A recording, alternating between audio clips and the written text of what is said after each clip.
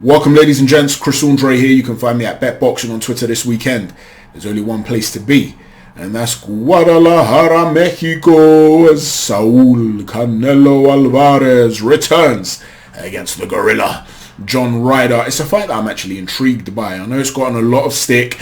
JOHN RYDER is not worthy of this. He lost to Rocky Fielding and all that stuff. But listen, since that shock defeat, and sometimes it happens, you can get caught with some shots. Maybe you weren't right on the night, whatever it might be. He's gone on a nice little run. He's beaten the likes of Patrick Nelson, who was 29-1. He beat Jamie Cox, who was 25-1, whose only defeat came at the hands of George Groves. And that was considered a 50-50 fight at the time. And he blew him out in 2 rounds. He beat the undefeated Sirotkin and Akawi. He then went on to fight Callum Smith, and that was a fight we all felt he won. Unless you were from Liverpool, then I think you pretty much know that he won that fight, and so he should have been a legitimate world champion, the WBA super middleweight champ. He didn't get the decision, and since then he's had to get back into the fight game. That was 2019, remember, we're 4 years on from that now. And he has beaten the likes of Danny Jacobs. That was actually a fight that I felt he lost by a single round, but there were a couple of swing rounds in there, so I don't hate the result. There were a couple there that I can see how they could have gone to JOHN RYDER. And then he fought Zach Parker, and a lot of people are saying, well, who's Zach Parker? The fact of the matter is Demetrius Andrade could have fought Parker, and he didn't fight him because he said the money wasn't good enough. But by beating him, you'd have got your shot at Canelo Alvarez. So a lot of these guys that people are saying, oh yeah, but I'd rather see them in there with Canelo. They need to build their CVs. They need to get on that body of work. And the fact of the matter is, we've seen Benavidez now. He's taken on Caleb Plant. But this fight was announced prior to that fight happening. So you can't really blame Canelo for taking on someone like JOHN RYDER, who's his mandatory and has earned his position. And in terms of JOHN RYDER, there's a stylistic element about this fight that makes it intriguing to me. First and foremost, let's remember the fact that this is the first guy that Canelo Alvarez has faced of this style in a number of years. Predominantly, he's been facing back foot boxers, Billy Joe Saunders, Caleb Plant, Dimitri Bivol. Whereas when he's faced guys that aren't really back foot boxers like Callum Smith, they decided to get on the back foot. Who have we really seen get inside, stay in the pocket, and really work from the pocket? Yes, Golovkin tried to walk him down in that first fight. In the second fight, he was rotating more around the ring. But in that first fight, Canelo decided to get on the back foot. The last guy that really got in the pocket and sought to stay there was Liam Smith. And that was back in 2016, and that was a really good fight. He cut Canelo in the second round. Canelo then dropped him and stopped him in round 9. It was a really fun fight. So the point is, this could potentially offer something different for us to see. It's not just going to be potentially Canelo Alvarez on the hunt. He's going to have to show a little bit more, and that makes it intriguing. They're both thick-set.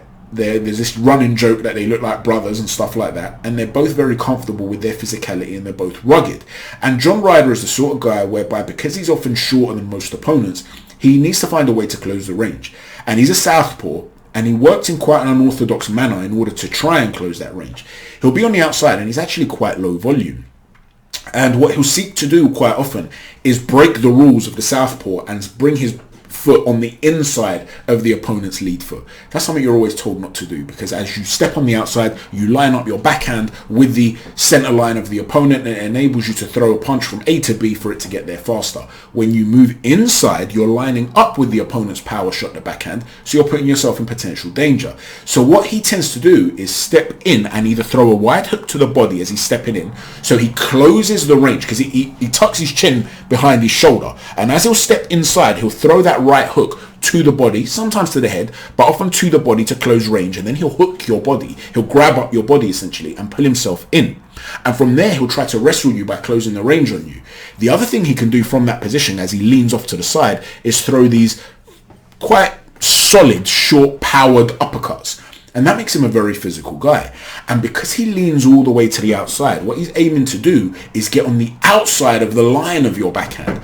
So as he's lined up with your backhand and you're seeking to throw that right hand through the center line to catch him there, he's moved somewhere down here. And because there's usually that height dynamic, that difference, when he ducks down and he's quite low, he's quite hard to find. The biomechanics of most fighters aren't going to allow them to shoot a very powerful uppercut with a follow through when he's so low there. So that can be quite a difficult style to deal with. Now, sometimes he doesn't get his head off the line and he will dip inside and stay centrally, and that will leave him open to an uppercut. And so far, not many guys have been able to exploit that. The other area that he has an issue with sometimes is when he'll jump in, because he's a short guy, he'll overreach. Similar to the way that Tank Davis might do.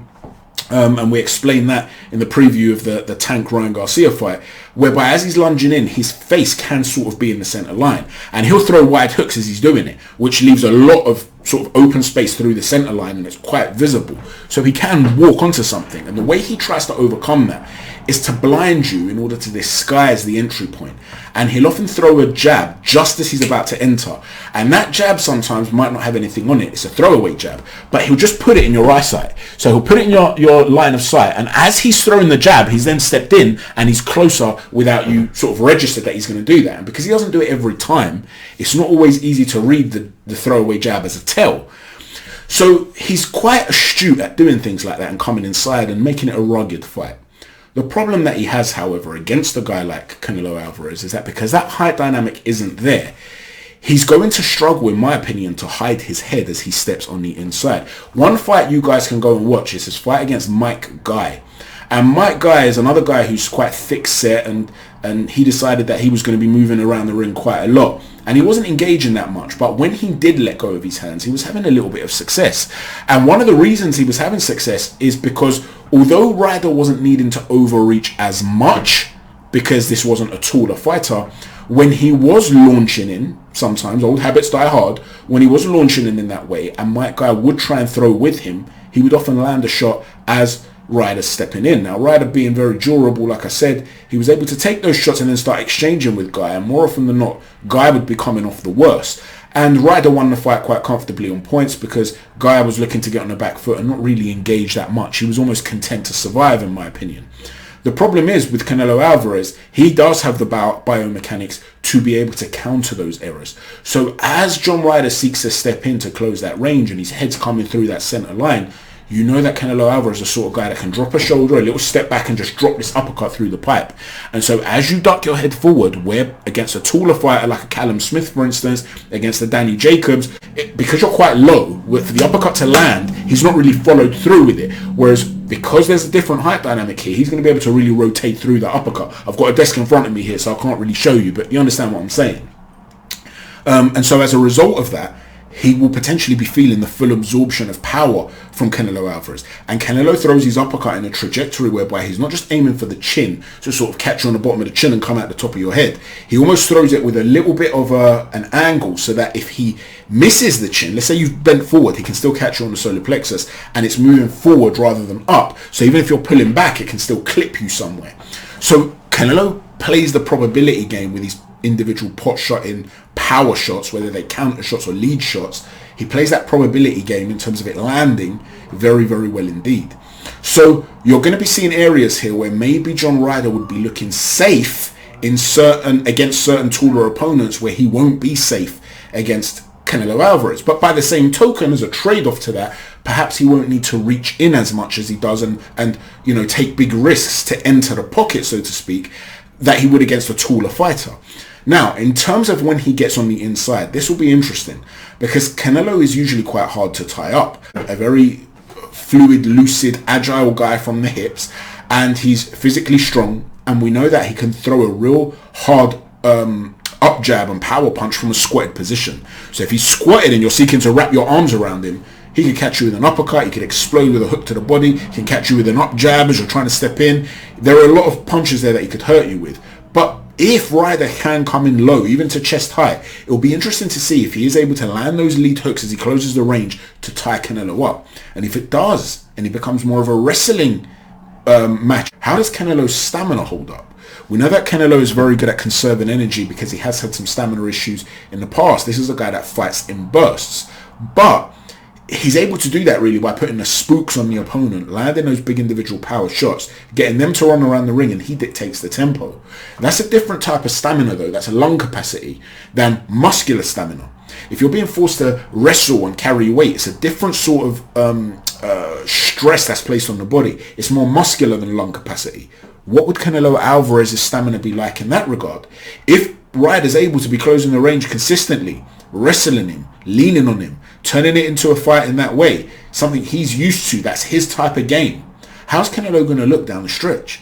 These are unanswered questions, and those unanswered questions is what provides intrigue, rather than fighting the same style of guy again and again and again.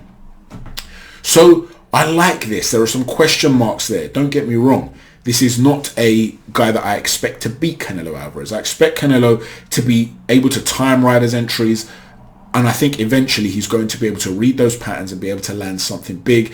And when you do punch with Ryder, you do find a home for your shots, even though he finds a home for his shots. You saw with Danny Jacobs, he was finding a home when they were coming in the clinch with a left hook that was almost thrown diagonally and down. Now, he had the height dynamic. Canelo might not have that. So whether the trajectory is there for Canelo or not is another story. But because Ryder does like to dip to his left side in the clinch, it might still be on for Canelo as well.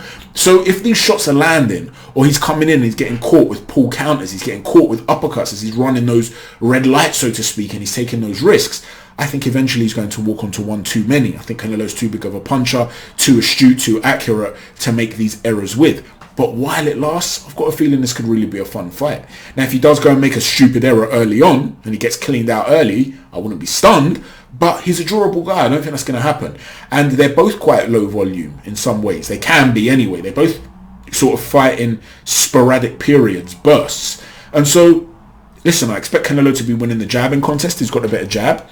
But John Ryder's got something about him. I don't think this fight is going to be this boring snooze fest that's really one-sided, and Canelo's going to come out there and give him the Avni Yildirim treatment, which is what most people seem to be expecting online. People are expecting this to be Yildirim or Rocky Fielding 2.0.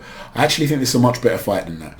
So I expect Canelo Alvarez to get the job done, to be capitalizing on some errors that John Ryder is going to be making, and I think he'll get him sort of in the middle to latter middle rounds. Let me know what you think, ladies and gents. Please don't forget to hit stiff jab on the like button, a right cross on the subscribe button, and an uppercut on the notifications button. Thanks for watching. Chat to you soon. Take care. God bless.